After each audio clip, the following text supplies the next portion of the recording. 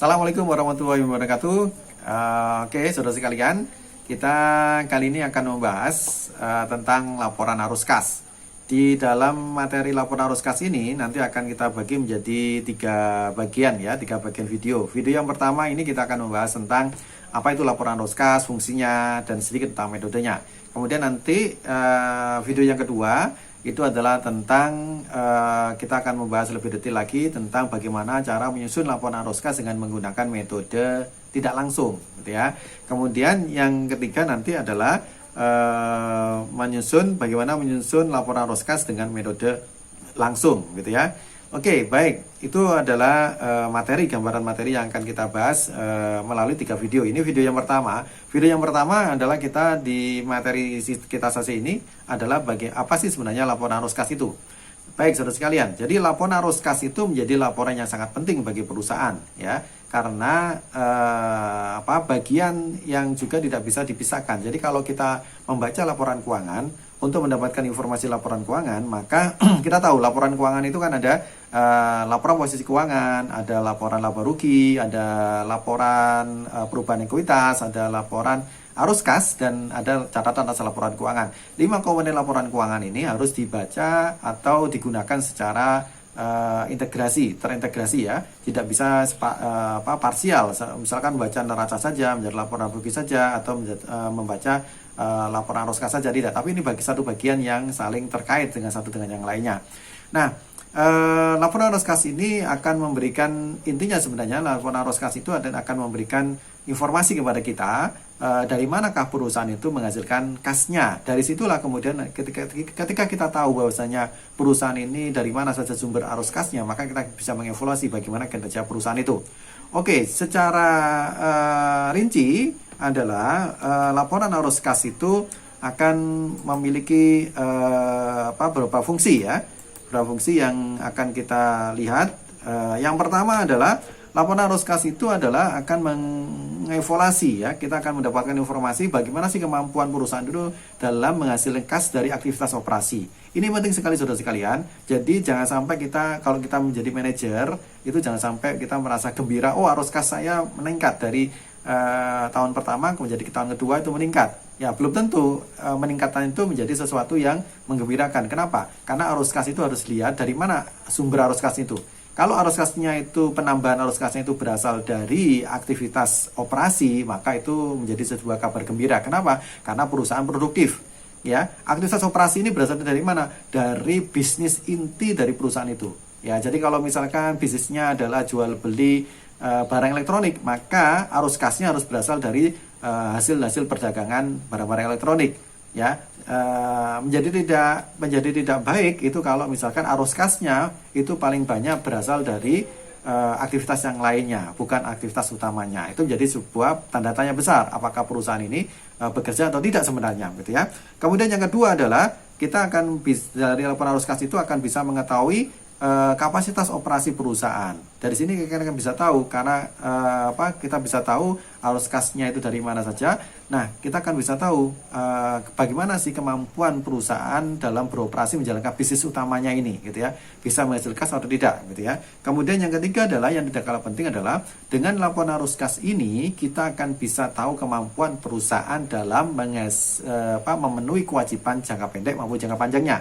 Karena sekali lagi untuk memenuhi kewajiban jangka pendek dan jangka panjangnya tadi, perusahaan itu membutuhkan arus kas yang positif, gitu ya. Maka dengan laporan arus kas itu kita akan bisa tahu. Nah, kita akan bisa tahu kalau sumbernya nanti itu berasal dari aktivitas operasi utama yang paling banyak arus kasnya, maka itu bisa menunjukkan kondisi perusahaan itu sehat. Karena apa? Dia mampu memenuhi kewajibannya baik jangka pendek maupun jangka panjang dari hasil kegiatan operasi utamanya, yaitu dari bisnis intinya, bukan dari bisnis sampingannya, gitu ya. Kemudian yang keempat adalah dari laporan arus kas ini, maka kita akan bisa mengetahui bagaimana kemampuan bayar dividen perusahaan. Karena apa? Ketika perusahaan, sebagaimana mungkin sudah kita bahas sebelumnya di materi tentang akuntansi perusahaan perseroan, ketika perusahaan perseroan itu akan memutuskan untuk membayar dividen kas, maka dia harus melihat bagaimana sih kemampuan perusahaan dalam menghasilkan arus kasnya. Kalau arus kasnya positif, maka arus kas yang positif apalagi dari aktivitas operasi utamanya, maka perusahaan itu memiliki kemampuan yang baik dalam membayar dividen kasnya gitu ya. Jadi inilah secara umumnya adalah fungsi dari arus kas itu. Jadi menjadi penting untuk bisa melihat bagaimana sih kemampuan perusahaan. Jadi intinya adalah laporan arus kas ini kita gunakan untuk mengevaluasi bagaimana kemampuan perusahaan dalam menghasilkan arus kas, terutama dari aktivitas operasi utama. Dan kita bisa akan mendeteksi dari mana sumber-sumber penambahan kas perusahaan itu. Kalau penambahan kasnya itu berasal dari aktivitas operasi utama, itu berarti menunjukkan kinerjanya positif, ya. Tapi kalau misalkan arus kasnya itu berasal dari penambahan arus kasnya itu bukan dari aktivitas operasi utama, berarti itu menjadi sesuatu yang harus kita evaluasi. Nah, dari situlah kita akan bisa mengetahui bahwasanya di dalam misalkan gini ya, fungsi arus kas itu secara manajerial. Sekarang kita lihat bagaimana laporan arus kas itu fungsinya. Jadi fungsinya itu adalah mengkonfirmasi, ya. Intinya laporan arus kas itu mengkonfirmasi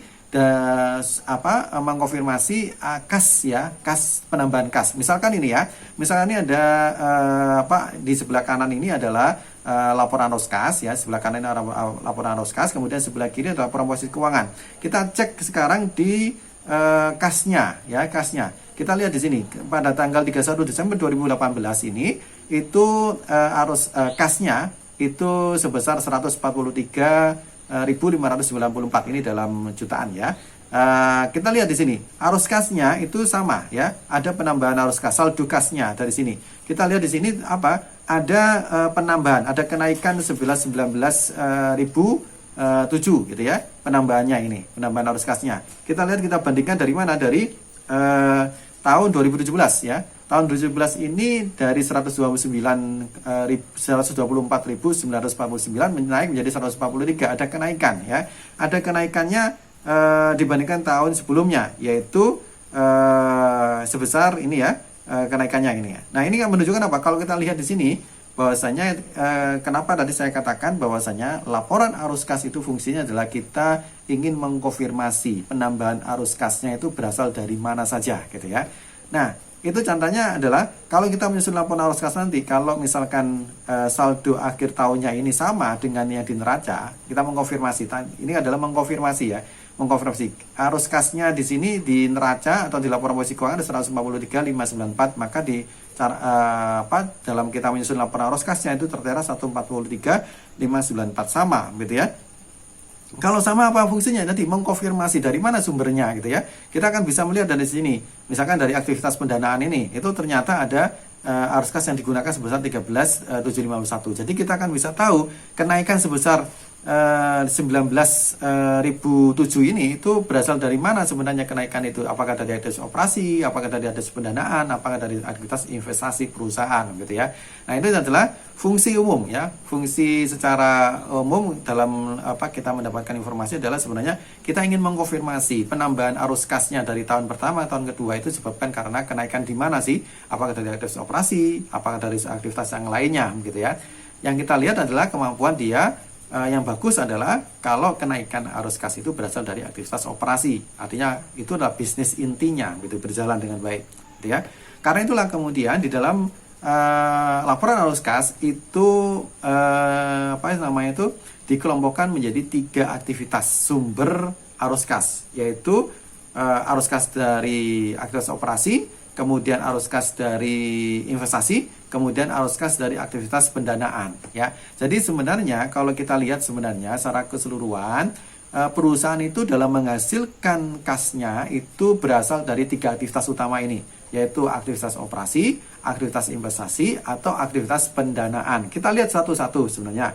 Aktivitas operasi itu apa? Yaitu arus kas yang berasal dari transaksi yang mempengaruhi laba bersih perusahaan. Artinya di sini apa? Laba perusahaan, laba utama perusahaan itu berasal dari mana? Dari aktivitas bisnis intinya. Ya, seperti saya katakan tadi, kalau misalkan ada perusahaan itu jual beli mobil misalkan ya, maka arus utamanya itu harus berasal dari aktivitas operasinya, yaitu apa? Jual beli mobil tadi, gitu ya. Itu yang harus kita lihat, itu maksudnya adalah aktivitas operasi itu dari bisnis intinya gitu ya. Kemudian kalau aktivitas investasi itu adalah arus kas yang berasal dari transaksi yang mempengaruhi investasi dalam aset tidak lancar ya. Jadi aktivitas investasi ini disebabkan karena aktivitas yang terarus kas ya, pengurangan atau penambahan arus kas yang berasal dari aktivitas yang mempengaruhi aset tidak lancar. Kemudian kalau aktivitas pendanaan ini adalah arus kas yang berasal dari transaksi yang mempengaruhi utang dan ekuitas perusahaan. Ya, jadi bisa dibayangkan ya. Jadi kesimpulannya adalah kalau kita bicara sumber arus kas dari aktivitas operasi itu arus kas dari bisnis intinya. Jadi bisnis intinya apa? Itu yang harus kita pahami dulu. Yang mempengaruhi laba ruginya yang paling utama gitu ya. Kalau kemudian dari aktivitas investasi itu adalah aktivitas dalam bentuk aset tetap ya.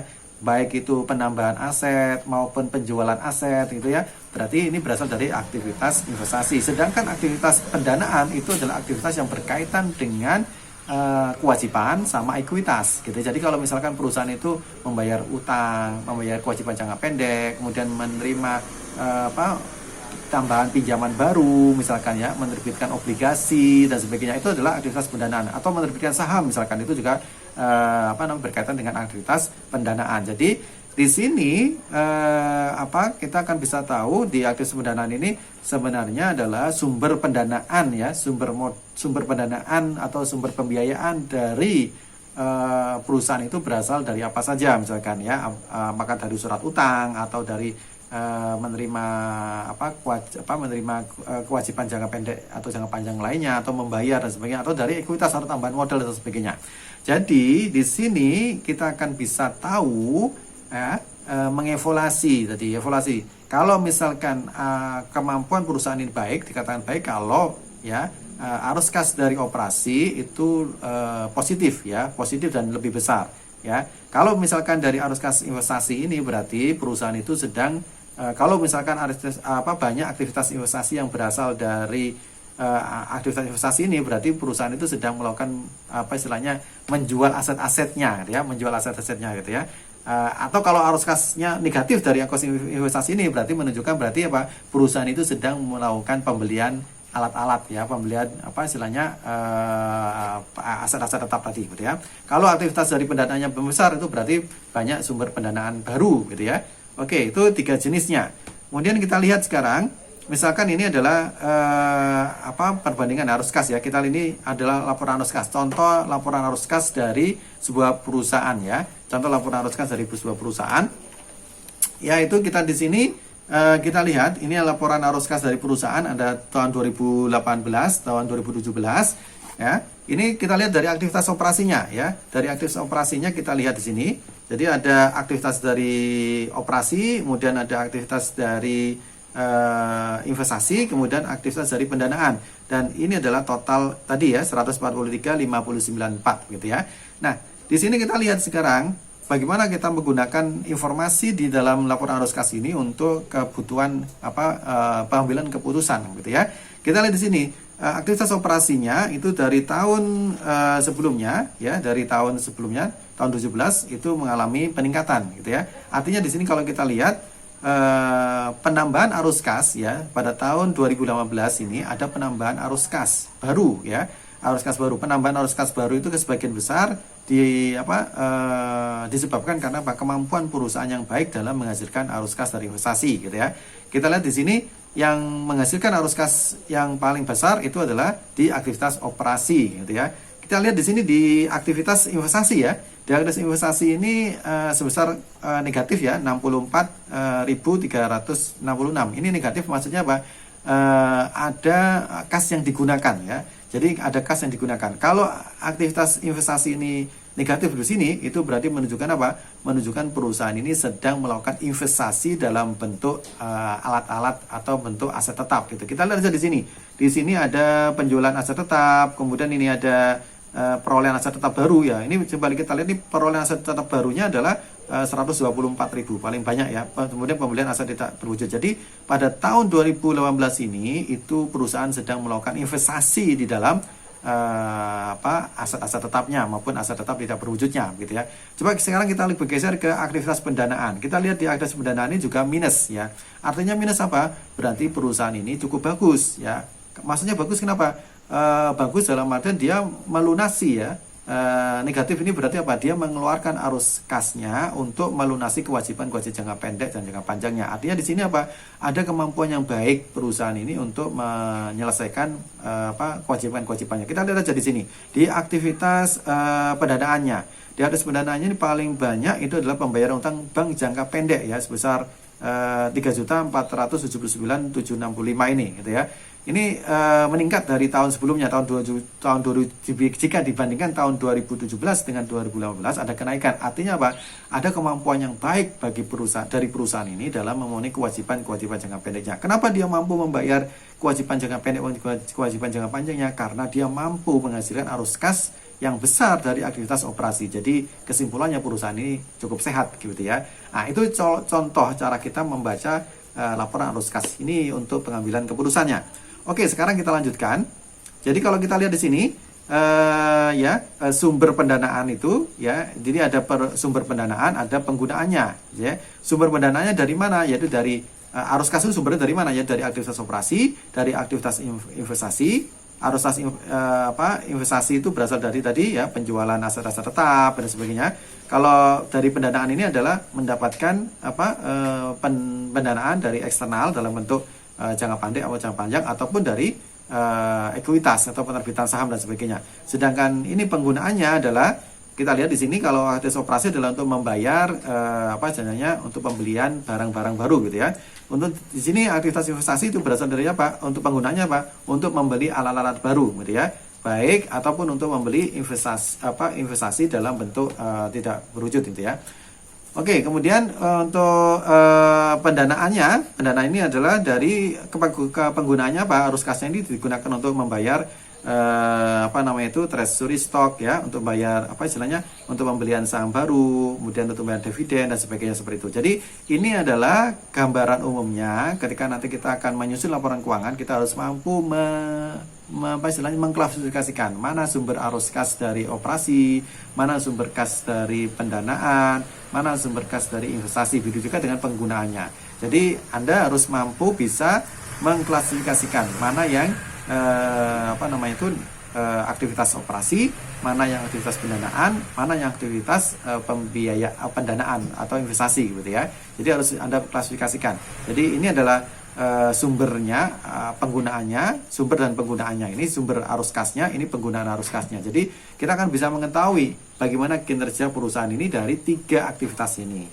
Oke, sekarang metode laporan menyusun arus kas. Ya, secara umum metode penyusunan arus kas itu ada 2, yaitu metode langsung dan metode tidak langsung.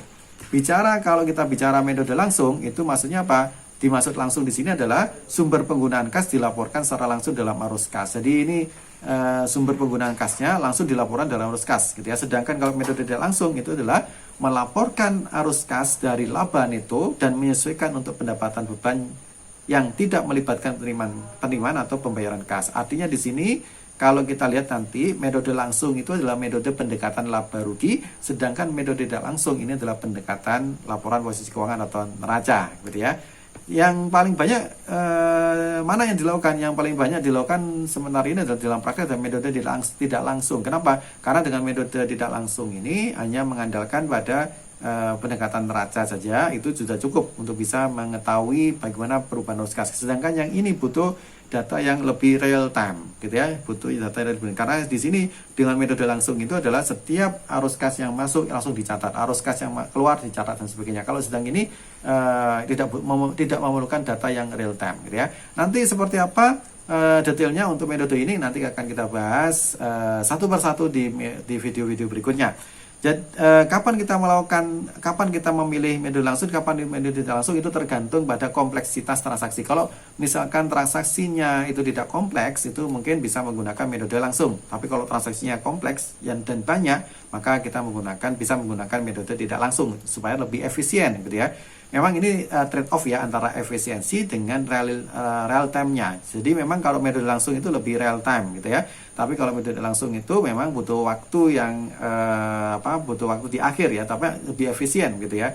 Nah, tetapi dari 2 metode ini tidak akan menghasilkan, atau dengan kata lain akan menghasilkan hasil yang sama. Coba kita lihat sekarang di sini ya. Kalau metode langsung itu kita lihat, karena itu kita menggunakan pendekatan pendekatan laba rugi ya. Karena di sini kita lihat di sini di laporan di metode tidak langsung kita mencatatnya pertama adalah sumber penerimaan kas dari customer. Jadi berapa kas yang diterima dari pelanggan ya.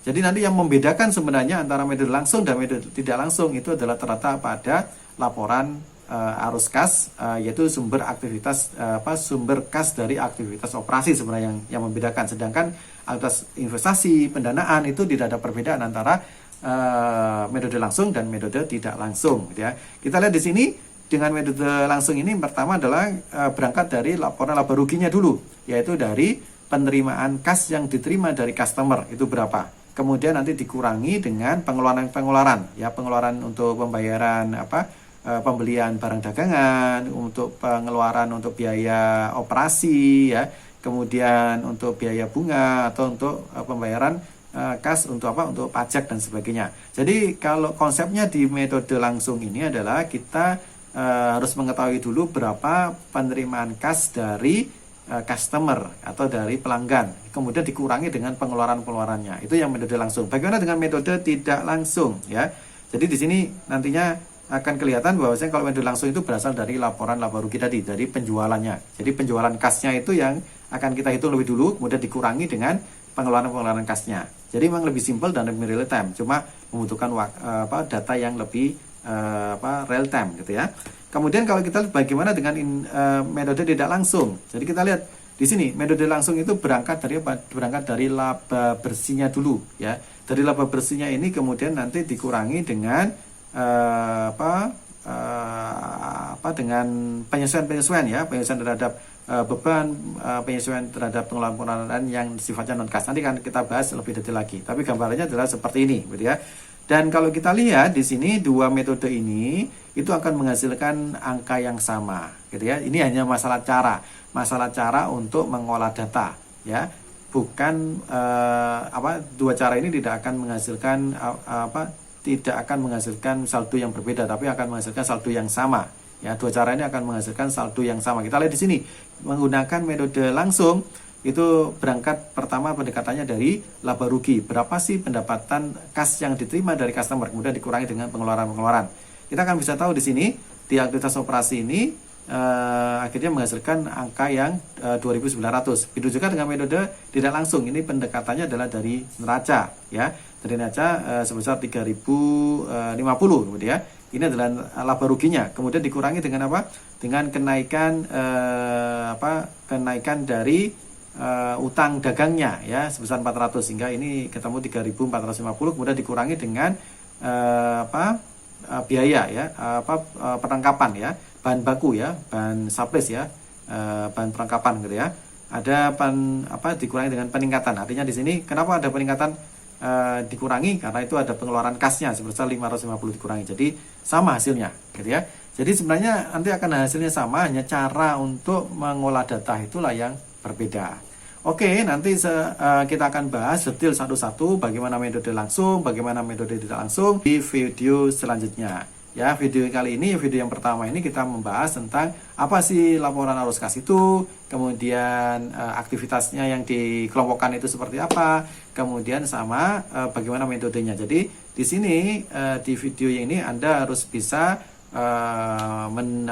bagaimana cara mendapatkan atau membaca laporan arus kas itu sehingga Anda bisa memperoleh informasi tadi. Kemudian yang kedua adalah Anda harus bisa memilah mana aktivitas investasi, aktivitas operasi utama, kemudian dari aktivitas pendanaan. Kemudian yang terakhir adalah bagaimana metode menyusun laporan arus kas ini. Oke, untuk detailnya masing-masing metode itu akan kita bahas di video berikutnya. Oke, sampai sini untuk video pertama. Sekian, wassalamualaikum warahmatullahi wabarakatuh.